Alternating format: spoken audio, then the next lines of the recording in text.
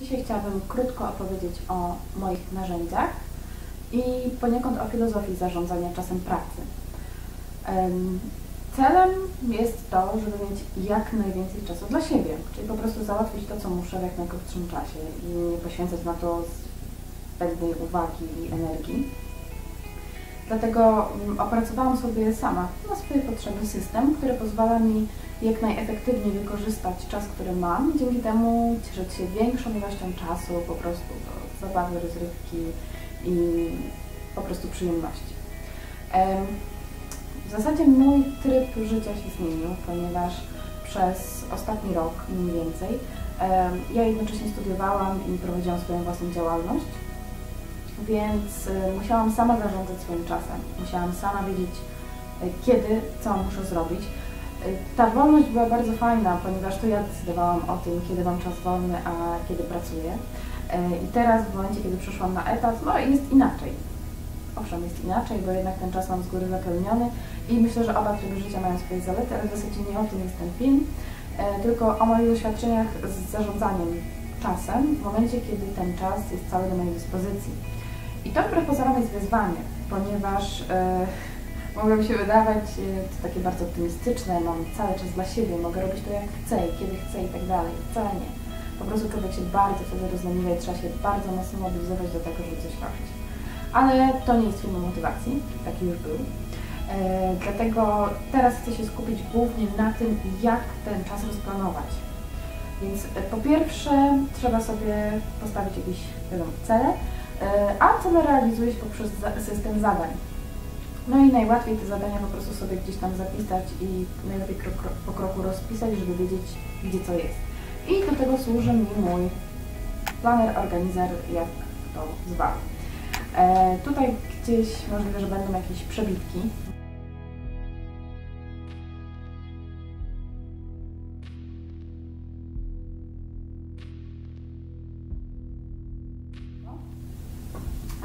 Na moim blogu jest też dokładny opis każdej wersji, którą miałam.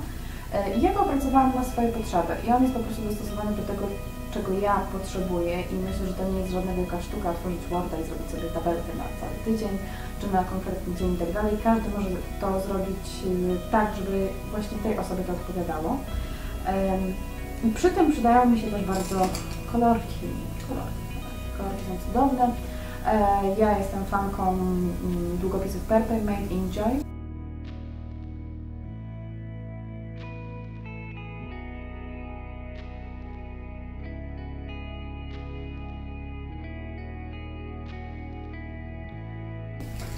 To są długopisy, które są niedrogie i są dostępne w zwykłych takich większych supermarketach i po prostu mi się bardzo wygodnie pisze, one mają taki miękki po prostu, no się zsunie po papierze.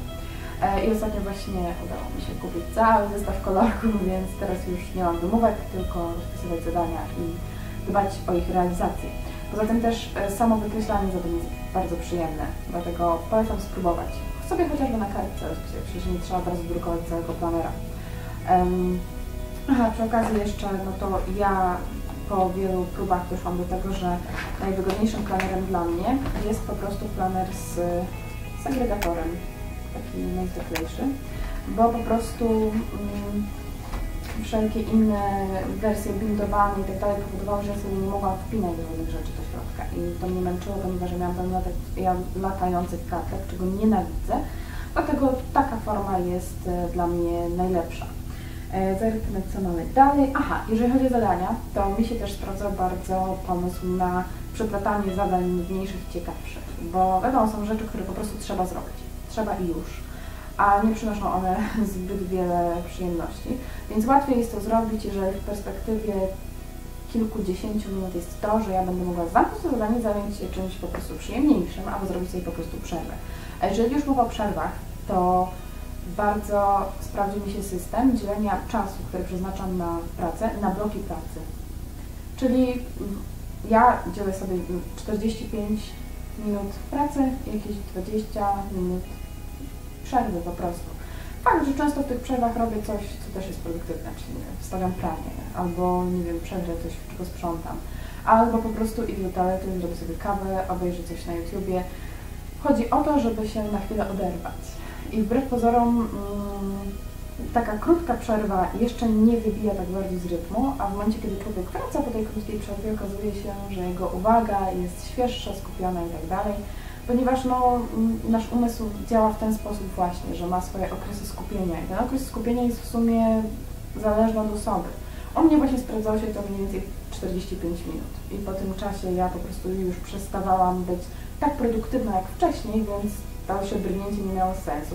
Aczkolwiek zdarzało, ja też nie trzymałam się tego jakoś strasznie tak kurczowo, bo zdarzało się, że dane zadanie początkowo zdawało się nudne i tak mnie wciągnęło, że nie miałam ochoty się odrywać. I wtedy robiłam to po prostu po dłuższym czasie.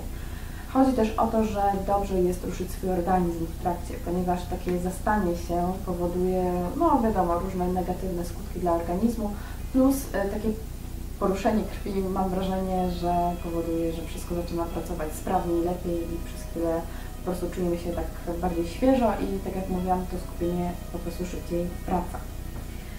Jeżeli chodzi o kolejne jeżeli przy tych blokach pracy mi się bardzo sprawdził minutnik, najzwyklejszy minutnik taki w telefonie. Ja po prostu nastawiałam na 45 minut i w momencie, kiedy on zaczynał pikać, to ja decydowałam, czy nastawiam sobie go na drzemkę, czyli po prostu jeszcze pracuję przez 10 minut, czy jest tak, że może go wyłączam i idę sobie po prostu na przerwę, na którą też nastawiałam sobie minutnik. Dlatego polecam wypróbować to rozwiązanie, bo mi akurat się sprawdziło. Takie zaczepnięte trochę z superniami. Ale czemu nie? Jeżeli chodzi o same zadania i taką dłuższą perspektywę, czyli paru miesięcy, mówię tutaj głównie o pisaniu prób licencjackich, bo to jest takie najświeższe zadanie, które wymaga ode mnie dłuższego czasu i rozplanowania i tak dalej, to przydaje się bardzo Google Calendar i właśnie planer, tylko planer z takim rozkładem tygodniowym bądź miesięcznym.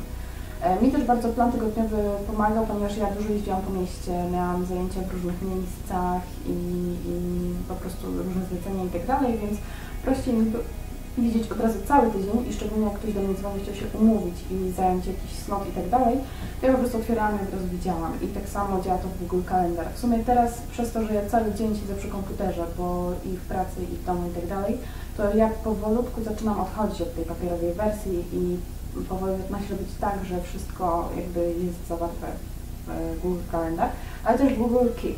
To jest kolejna aplikacja, którą bardzo lubię i korzystam z niej w sumie już od dawna. Lubię też to, że tam można tworzyć listy i w ogóle notatki i tak dalej i można to dzielić. Ja sobie to szeruję z moim mężczyzną i dzięki temu łatwiej jest mi różne rzeczy organizować, wiadomo, takie po prostu zwykłe domowe i też nie tracę na to aż tyle energii. I ta aplikacja jest fajna, ponieważ ja tam często zapisuję luźne rzeczy, takie, które różne wpływają. Owszem, zwykle służy mi do tego taki zwykły notatnik z zakładkami, gdzie mam po prostu różne kategorie rzeczy, które zapisuję, ale no wiadomo, nie będę go ze sobą pachać po całym świecie, więc po prostu używam do tego Google Keep. Czasami to przepisuję, czasami nie, to po prostu różnie bywa. I to w zasadzie by było na tyle. To są takie narzędzia, które mi się najlepiej sprawdzają, czyli te 3 aplikacje i papierowa wersja. Swego czasu jeszcze miałam taką wersję ścienną kalendarza. Zresztą jest na moim blogu DIY i tak dalej, ale stwierdzam, że po czasie, że to wtedy, w momencie, kiedy prowadziłam taki inny tryb życia, taki dość luźny i mało uregulowany, wtedy było bardzo fajnie. Natomiast teraz to chyba nie jest mi tak bardzo niezbędne. Zresztą samo to, że od przeprowadzki leży w szafie i z tego nie korzystam i nie czuję potrzeby korzystania z tego, chyba świadczy o tym, że tamten pomysł nie sprawdza się po zmianie trybu życia. Także myślę, że z narzędzi do zarządzania czasem to by było na tyle. Jeżeli ktoś ma jakieś inne ciekawe pomysły na to, jak można sobie zorganizować zarządzanie czasem, to bardzo chętnie posłucham. A póki co zapraszam na bloga, Facebooka, Instagrama. Wszystkie linki oczywiście na dole. Dzięki za spędzenie ze mną tych kilku minut i do zobaczenia.